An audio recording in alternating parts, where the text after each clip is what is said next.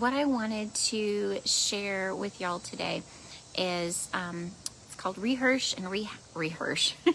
Rehearse and rehash equals re-traumatize. So your brain, it is made in such a way that it doesn't know the difference between actually something actually happening and you just vividly remembering it. Okay. I know I went through most of my life. I would go over and over times that my feelings had been hurt. What could I have done differently? Did they really say that? I would just go over and over, and I would rehearse it, and I would rehash everything that went through, not knowing that every time I did that, I was re-traumatizing myself. I was deepening the neural paths of those memories. Can you believe that? We actually choose, unknowingly, we choose to re-traumatize ourselves. And so the Holy Spirit spoke to my heart, and he said, listen, if you will ask me to, I will nudge you whenever you start to do that so you can shut it down. Because I would be in a spiral and not even realize it. And so I'm like, you know what? I don't want to do this anymore. I don't want to re-traumatize myself. Good grief, no.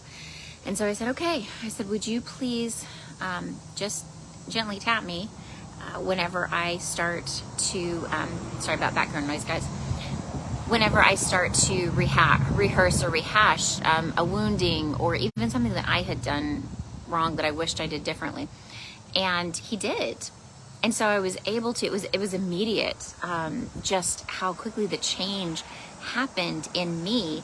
And man, can you imagine, I felt so much lightness and relief, because before I had not only those memories and those neural pathways, but it caused my adrenaline level to increase, my cortisol levels to increase. So I've got this physical response going on every time I would go through that, was affecting my sleep.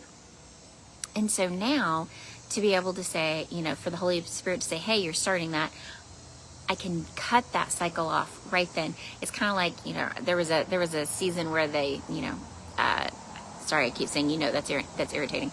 The rubber bands, and you just snap whenever you started some behavior that you wanted to stop. And this is much less painful than a rubber band snap. But I encourage you, if that's something that you struggle with, is to bring the Holy Spirit into it and say, you know what, I don't want to do this anymore. I don't want to re-traumatize myself. There is nothing good in that.